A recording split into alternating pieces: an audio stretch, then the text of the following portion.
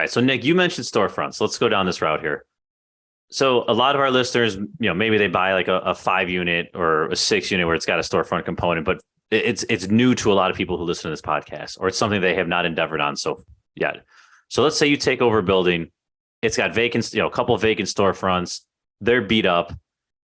Order of operations for you. Do you go in there and vanilla box it and then go to lease it? Do you put the sign in the window and then negotiate with the person who's interested? Just talk to us about like the process from taking over, let's call it a vacant, crappy storefront that you're going to make a much better product.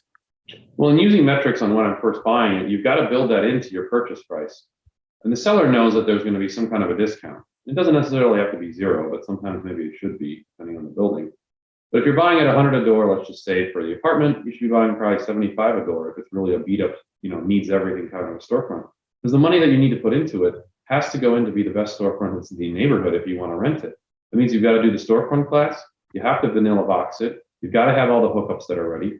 If you're going to do CAM and you want to have some kind of utility billing that's not necessarily a separate meter, such as for water, you're going to have that kind of already done, or you have to be able to provide that for the tenant who's moving in.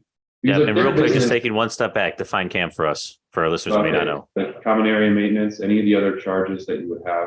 When you have a triple net lease, you obviously, when you have a triple net, you're including the CAM and the insurance and property taxes, any of those reimbursements. But with gross leases, which is mostly what Albany Park would have, you kind of have to include all that. But if you do get, a hair salon or something of that nature, it's probably worth your while to throw in some type of utility billing that you can then, portion it out. You can't have 2 water meters in a building. Hopefully that helps. So for me, I'm going to white box it. I'm going to do everything I can. I'm going to definitely, you want to coordinate with whoever your alderman is. That's another thing that's very important because licensing and their build out is more important than their construction. Somebody who's going to open up any type of business, they may not be an expert at doing construction. It's going to take them too long and cost them too much.